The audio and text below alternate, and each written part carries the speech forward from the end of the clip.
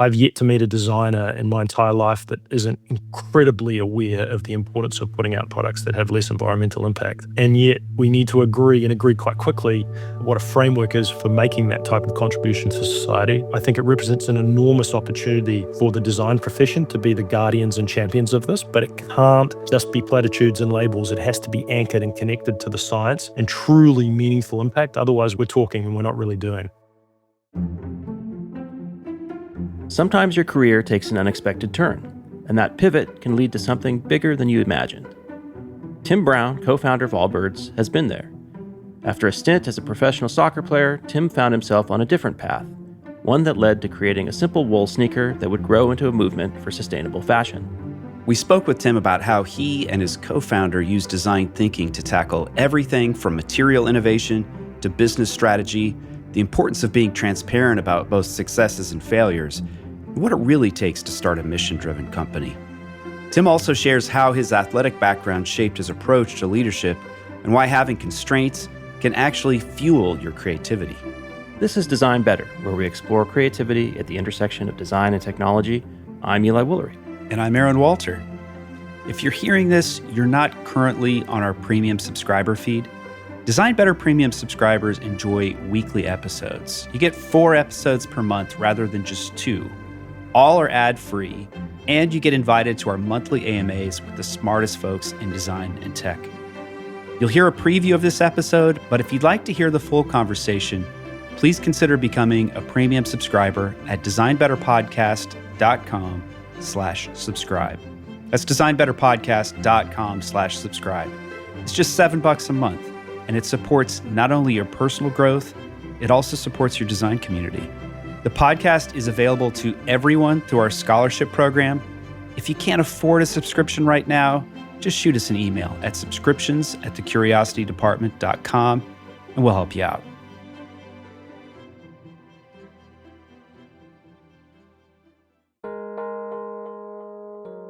We'll return to the conversation after this quick break. Design Better is brought to you by Wix Studio, the platform built for all web creators to design, develop, and manage exceptional web projects at scale. Learn more at wix.com/studio. And now, back to the show.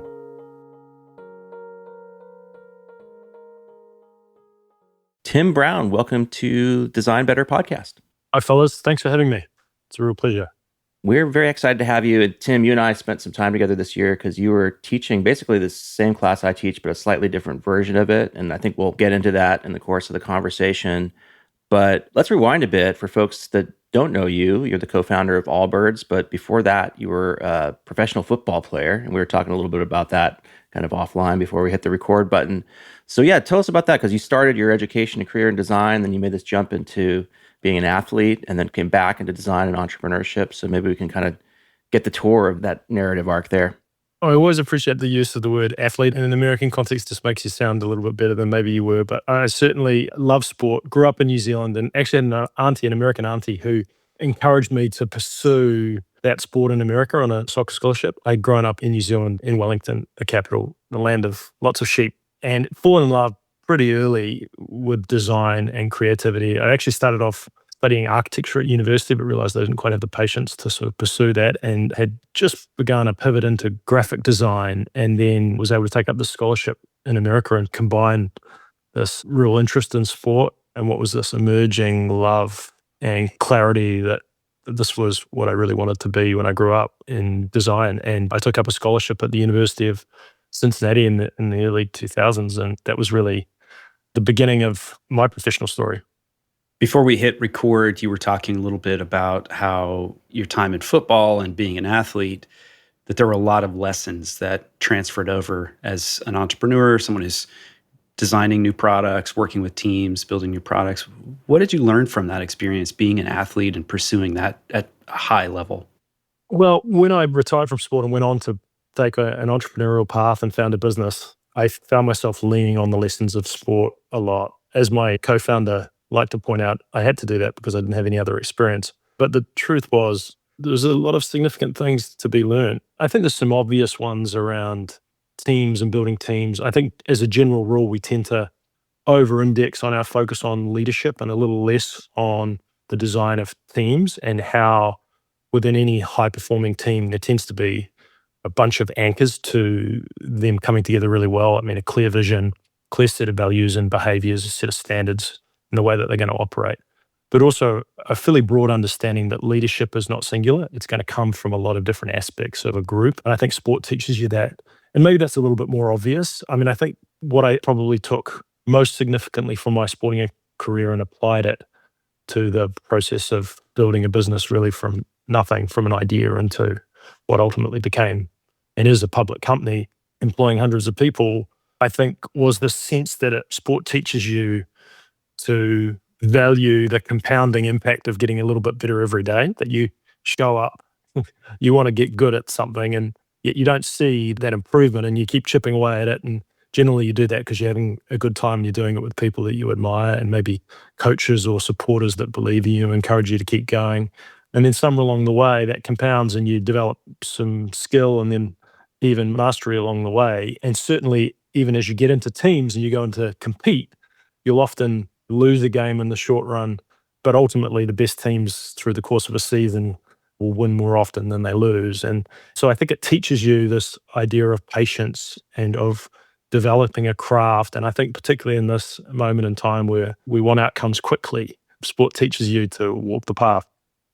One thing that I feel like sport has a lot to teach us that we often don't look at or consider in companies is the chemistry within teams.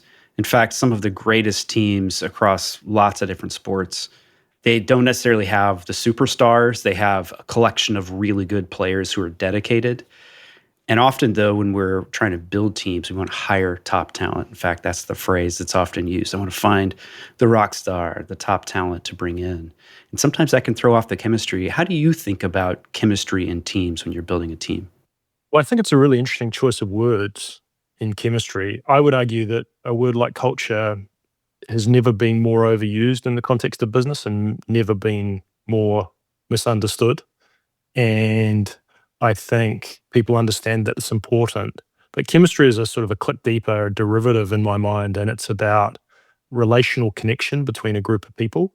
And for it to work, it necessitates a bunch of things. Clearly, there needs to be a shared set of values, a set of standards.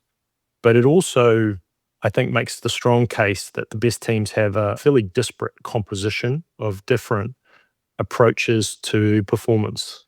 And I think you learn from sports that you need a star player, someone who wants the spotlight, who's going to stand up in big moments, who possibly might act in some cases more for themselves than they do for the team. And this works both ways because sometimes that's perceived to be bad, whereas often the great teams have those types of players. And yet the foundation of them are the people that believe in the team, what I might call teamers that are there because they derive extraordinary satisfaction when the team does really, really well. And so I think you learn through sports that you need a combination of these things, and too many of one thing or the other is bad, but then they somehow need to interact and work together. And there is no perfect way to do that. But I think the starting point is to understand that those differences are important. And then, as I sort of talked about earlier, I've never been in a team where there's been a singular point of leadership. You know, a CEO that makes it all work, who sets a vision and everyone follows and it's all okay. You usually have a star player who's often not the leader, but maybe is the most talented. You have the person that really is laser focused on the dynamics of the team, might not be the most talented performer, but is critical to the day-to-day sort of binding the group together. And then, of course, you have a coach who is neither performing nor technically on the team, but is instrumental to guiding an organization. So the chemistry and interrelated connectivity between those pieces is really important. I don't think that we think enough about it and some of the soft side of how you bind talent together to make it work really, really well and perform at a high level. So sticking on the chemistry topic for a minute and starting with the early part of your company where the team, I'm assuming, was just you and your co-founder, how did you go about finding a co-founder and landing on this idea? And we talked a little bit offline about Aaron and I, how we started working together at a company, and that gave us a chance to sort of prototype the relationship. But how did you kind of figure out that this is the right person to jump in with and the idea and the vision and all that? like all of these things, there's a tremendous amount of serendipity, and it's only with the benefit of time that I realize how much talent I stumbled upon so early to make this work. And I mean, just to give some context, Land of Lots of Sheep, at the time, a sponsored athlete from one of the big, large sportswear companies that shall not be named. The initial insight was really that shoes were over-designed and overcomplicated, and there was an opportunity for minimalism, and that they tended to be made out of plastic and not very nice materials. And there was an opportunity to use natural materials and, in the first instance, wool, and to innovate in a category that had got fairly lazy as it related to making products out of materials derived from nature. And that sounds like I came up with that overnight. It was multiple years of testing, and I was playing football at the time, dreaming of going to a World Cup in New Zealand. But I visited my first footwear factory and started to kind of really begin what was a curiosity project. And along the way, I'd trained as a graphic designer at that point. I graduated from the University of Cincinnati. I'd had this incredible design education, mentored by some wonderful folks that I hope we can talk about. But it was in graphic design. And yet now I was thinking about a broad product that we're going to wear on the body, and a complicated one at that, to engineer and make. And so I found a New Zealand industrial designer called Jamie McClellan. He was the very first person I met, and he's a friend to this day, maybe much like you guys, just a creative partner that was in love with the pursuit of design solutions and that were meaningful and big, bold ideas. And we've worked together fairly collaboratively to help build the business that was Allbirds from the beginning. And it's another interesting sort of segue into a broader topic, I think. There's never been easy to call yourself a designer. And we've lost sight of the fact that there's still, like anything else, an extraordinary hierarchy of talent. And there are very good designers, just like there are very good soccer players, and there's a distribution of talent like there is in other professions. And I found a world-class designer in Jamie from the beginning. He was extraordinary. He continues to be extraordinary. And not only did he have extraordinary talent, but he also gave a damn. And he's one of the hardest working people that I've ever met. And the combination of those things, with a vision a little bit from my perspective about what the opportunity was in the category, was really the start of this. Beyond the product design, there's also the brand design component of building a company and building a new product like this. That's one thing that, especially early on, it seemed like your brand, I mean, it was everywhere, like couldn't go anywhere or listen to any podcast where you didn't hear about Allbirds. Was there a marketing strategy behind that? What's the backstory of how you built your brand? We didn't sit down and write a business plan. I certainly didn't come from a footwear background. As we talked about, I was playing sport. I met Jamie, who, aside from doing his sort of undergraduate thesis on shoes, was a furniture designer, an industrial designer, largely focused on furniture. I met my co-founder, Joey. Our wives were roommates in college. He was an engineer who'd come out of a biotech startup and was an early customer of a Kickstarter campaign that I used as a platform to launch the first wool shoes that I ever made. And so there was not a lot of experience. There wasn't a lot of strategy, but I think there was some big vision for a couple of really important things. I think in my case, I had a really clear sense of the product and this opportunity for simplicity in a category that had become convoluted and complicated. And there was an opportunity to take things away. And we came to discover comfort was the number one reason why people buy shoes, but it's often equated with ugliness. And there was this extraordinary opportunity on the back of natural materials to create a more comfortable product. And when you combined that with a more thoughtful approach to design, you had a really interesting sort of opportunity. And we launched with a singular shoe, which is sort of the opposite of how the footwear category behaves, and did some interesting things there. And then my co-founder, Joey, again, no footwear experience, no design experience, no brand experience, had a perspective around sustainability in the environment. He was very much of the belief that we were going to need to rethink all the products and services that we use through the lens of our environmental impact. And that's a little bit more of an obvious thought now, a little less clear circa 2014, 2015. But he believed that the fashion industry was going to be the sharp point of this transformation, and that there was a growing consumer movement, particularly around young people wanting to know the provenance of the things that they wear and buy. And the fashion industry had a fairly poor track record of paying lip service to this topic, and we're increasingly making things largely out of plastic derived from barrels of oil. So it was a combination of those things laid the groundwork, I think, for a fairly big idea. And then there was a maniacal focus, and this is often the bit that people forget, over 7 or 8 years of prototyping hundreds and hundreds of pairs of a singular shoe, the Wool Runner, which was our iconic launch product, before we launched the business on the 1st of March 2016. So creativity comes together with I think in this case, sort of science and purpose. And it was the bedrock for, I think, what became a compelling story. And then we did a lot of things to sharpen the brand and shape it. And Allbirds was a part of bringing that clarity to what we were doing. And that was far from easy. And we work with a lot of talented people on that. But I think at the end of the day, the DNA of this was really strong. And we also had some luck along the way and we caught the right moment. So, given your focus on design and sustainability, were there other companies, not necessarily footwear companies, but companies that you looked for inspiration or maybe even what not to do as you were building the company? It was all over. And I think from an early age through design school, I'd been encouraged to take notes and keep really a scrapbook of visual inspiration. There was a book that I got gifted when I was fairly young. I forget the name, which is bad, but it was one of the Pentagram partners. And the book was called The Art of Looking Sideways. And it was effectively a memoir of all his visual diaries through his career. It had a big impact on me. So I started writing things down, and I had a teacher or two that encouraged me to do so with the belief that over time they might add up to something useful. And it's a piece of advice I give at every opportunity. I've got a stack of them now. They're filled with largely mediocre thoughts and observations, ticket stubs, things I might have ripped out of a magazine, some fairly poor and average sketches. Anytime I saw something interesting, I'd write it down. I still do. We don't have enough time to list the sources of inspiration. And, there's a bunch. There was a New Zealand company called Icebreaker that had started to make things out of merino wool. I got one of their shirts when I was in New Zealand back in 2000. It's a great product. I really loved it. Yeah, sort of some, wool used to be hot and scratchy, and that was the assumption about that fiber, but it's really a miracle. And so there was some really interesting things there and some building blocks of experiences and different people that we met along the way. And then, of course, at the time I was sponsored by one of these big footwear companies, and a lot of the inspiration to do Allbirds was a reaction to this sort of promotional branding that was so prevalent and continues to be, quite frankly, prevalent in the category. And so, a whole bunch of influences. And I think you have to have the confidence to be aware of all of those and collect them over a long period of time. And then they added up to the beginnings of what would become Allbirds.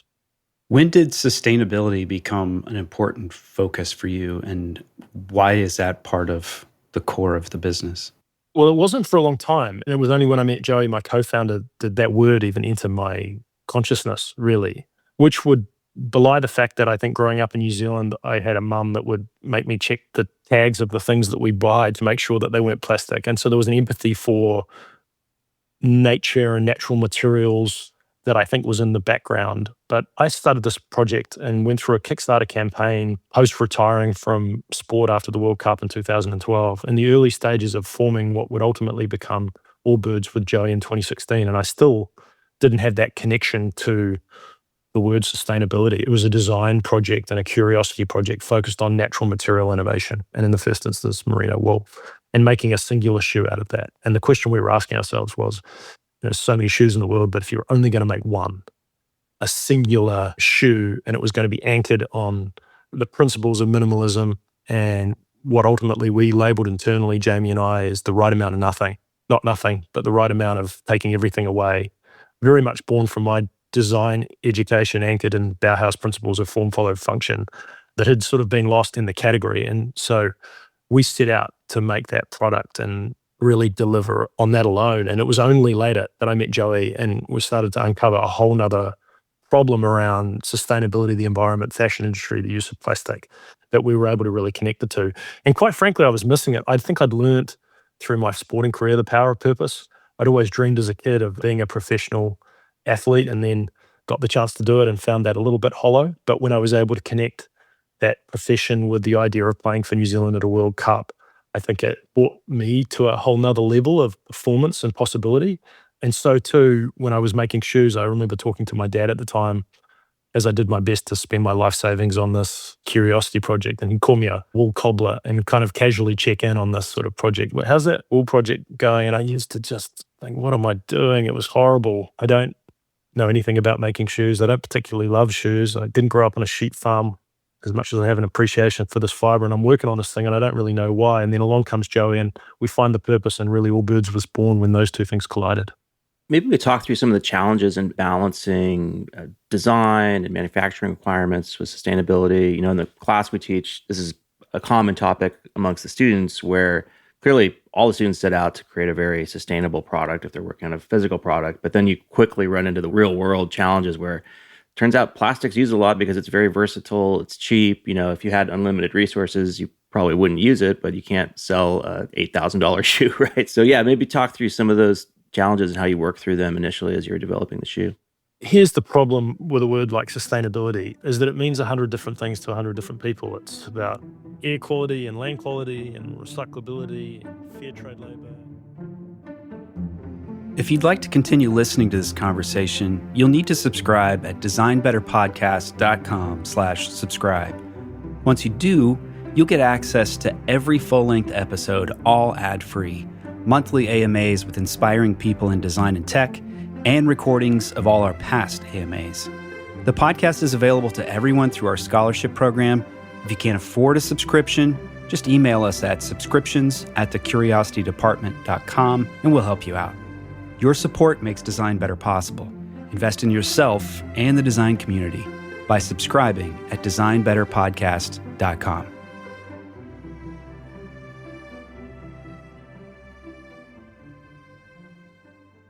Design Better is supported by Masterclass. I'm a lifelong learner. Though it's been decades since I've been in school, I remain in life's classroom, curious about design and tech, science, history, filmmaking, architecture, cooking, AI, and lots of other things too. Masterclass is an essential part of my learning. I've gone deeper into each of these subjects by taking masterclasses with people like Herbie Hancock, Frank Gehry, David Lynch, Anna Wintour, Shonda Rhimes, Martin Scorsese, and Jane Goodall, to name just a few. The brightest minds are making my mind brighter, and I love it.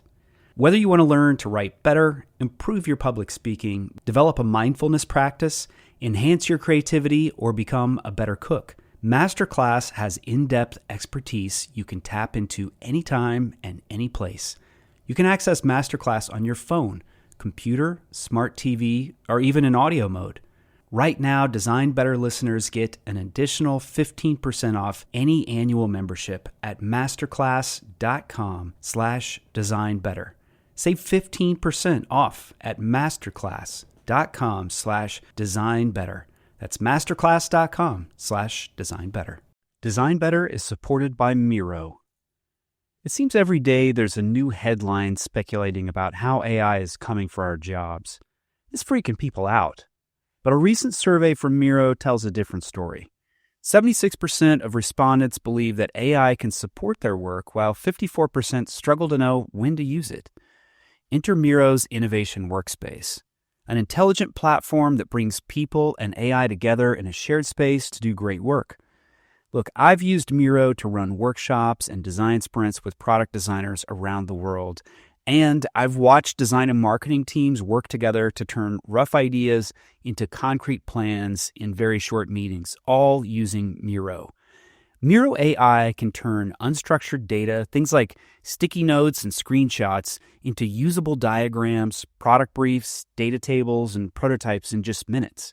You can also generate roadmaps and diagrams and content and more with Miro AI, dropping it all into a collaborative canvas where you can get more done together. Whether your role is UX, design ops, product management, marketing, or anything adjacent, Miro will help you be better at your job because it makes it easier to work together. It's like a superpower. Help your teams get great done with Miro.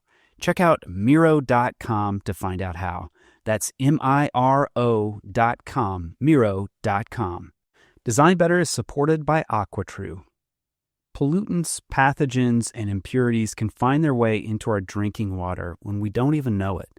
That's why it's essential to have quality water filtration in your home. We love AquaTrue's filtration options. Eli and his family have been using an AquaTrue countertop water filter for a while now, and they love it. It keeps Eli's family safe from pollutants, and they can really taste the difference when compared to their tap water.